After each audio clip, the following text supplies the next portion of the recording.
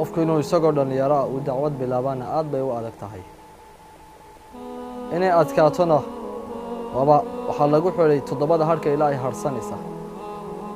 limaada shay fudud maaha sabcatun yudillihum allahu fii dillih yowma laa dilla ilaa dilluhu toddobada harka ilaahay harsanaysa maalinka harka ilaahay maahane har kale uusan jirin toddobada harka ilaahay harsanaysa waxaa ka mid ah waa rajulun shaabun nasha'a fii cibaadati illaah qof dhalinyaro ah oo ku barbaaray cibaadada ilaahay jalla wacala ayaa ka mid ah marka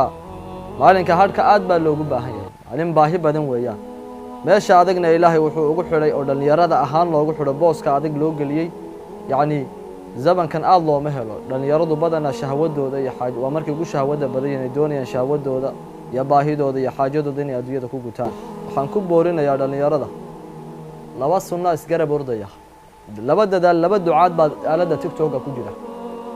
labada ducaadi mid daaci waa daaci baadilka ku yeedha oo baadilka ku yeedho xaqa la dagaalama waxaa ka mid ah awalan daaciga ugu weyn ninka samaystay tiktoka waa daaci weyn weeyaan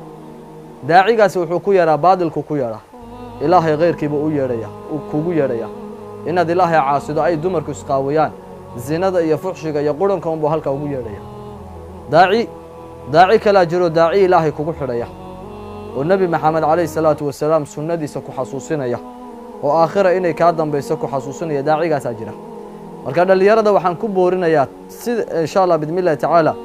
labada dacwadooda isgarab ordaya inaysan ka hadhin oo dacwadda khayrka ay raacaan limaada waxa ay ku badbaadayaan fi dunya waalaakhira waa maxay waa inay ilaahay subxaana wa tacaala gartaan waa inay ilaahay macrifo dhaba la yeeshaan yacni qof kastaa wuxuu qiimo ku yeeshaa hadduu yar yahay hadduu weyn yahay waxa uu qiimo uu ku yeelanaya waa maxay waa hadba intii uu ilaahay u dhow yahay ama diin uu tacalluq la yeesho qofkaasu intaasuu sharaf yeelanaya masaajidka aanu ku jirno iyo guriga kale ku soo dhow labaduba isku dhagax bay ka samaysan yihiin laakiin masaajidka ka sharaf badan dhagax iyo dhagax haddii loo eego waa iska mid oo dusha waa iskaga mid oo dhiska waa iskaga mid laakiin kanaa sharaf badan oo dhiskani muxuu u sharaf batay dhiskani diin buu tacalluq la yeeshay kitaabka qur-aanka xaashi buu ku qoran yahay fii suxufin mukarama warqad ilaahay karaameeyo maamuusay wa marfuucatin mudahara deedna ilaahay uu leeyahay kor baanu yeelno waanu daahirinay baa ilaahay subxaana wa tacaala leeyahay warqadda bareefadada ingilishada aad ku dhigataan ee gaalka afkiisa uu ku yaalana iyana warqad bay ku qoran tahay ingilishku laakiin waxaanu aragnaa maqaaxiyaheenna iyo hoteelada meelaha laga cunteeyo waxaynu ku aragnaa tii ingiliishka iyo afka la iska marinayaan ku aragnaa laakiin qur-aanka ma arkayno in afka qur-aanka la iska mariya ma arkayno qur-aanka labadaasi maxay sharaf ku yeesheen midna diin bay tacalluq la yeelatay midna diin baa laga waayey dhalinyaro idinkana haddii diin laydinka helo diin aad tacalluq la yeelataan